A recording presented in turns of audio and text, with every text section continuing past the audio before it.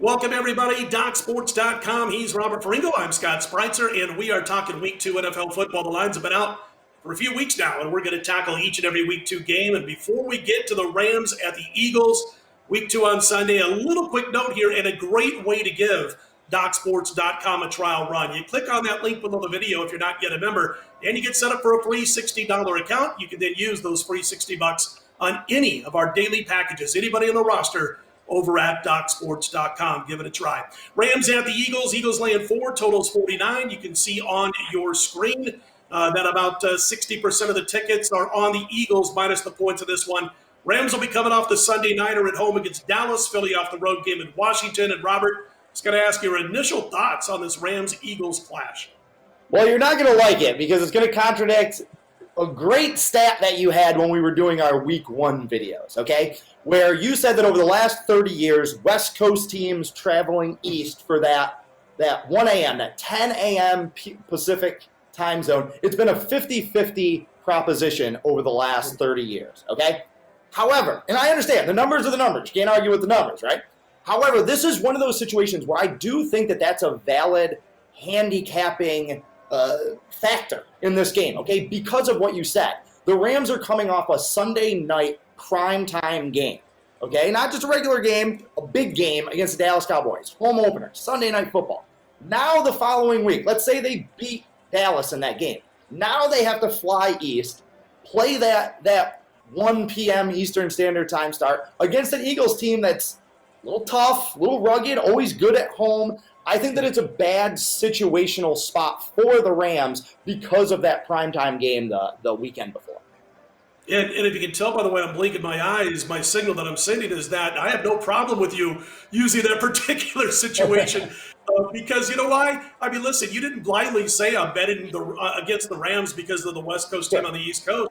You factored in the Sunday night game, shorter time to prep, all that good stuff, and a big marquee game against Dallas in that Sunday nighter. So I think when you add that all into the mix, I think it makes sense. You know, I kind of also mentioned in those Week 1 videos, referring back to those, that the Rams have won just 9 of the last 17 games going back to that Super Bowl loss a couple of years ago to New England.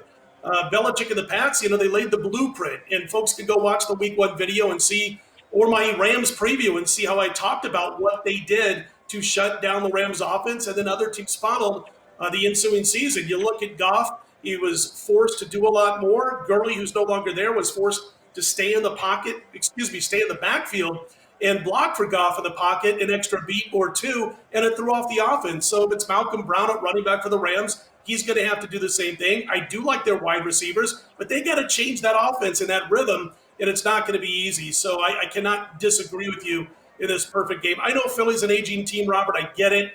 They've got an often injured quarterback, but if we get Philly, especially, not that this is going to happen in all likelihood, but if we get them especially off a road loss, I mean, this is a pretty big spot, and you won't find -4 if you want to lay those points with the Eagles off of that particular game. I don't think they're going to lose in Week 1, but that possibility's there.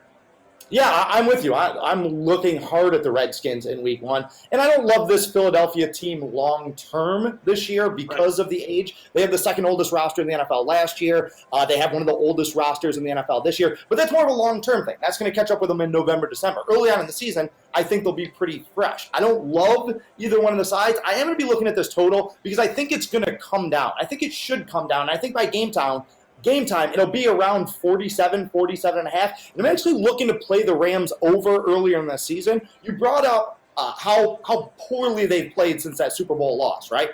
Well, heading into the season, they could have as many as 8 new defensive starters this year compared to the defense that they put on the field just 18 months ago in that Super Bowl. That is a massive amount of turnover on the defensive side of the ball. Also factor in that they lost Wade Phillips, who has been one of the better defensive coordinators in the NFL over the last 20 years. They have Brandon Staley, a first-time defensive coordinator. He hasn't been a defensive coordinator anywhere in the NFL in his history. He's been a position coach for only the last 4 years. So I think the Rams are going to struggle a little bit defensively, especially early in the season.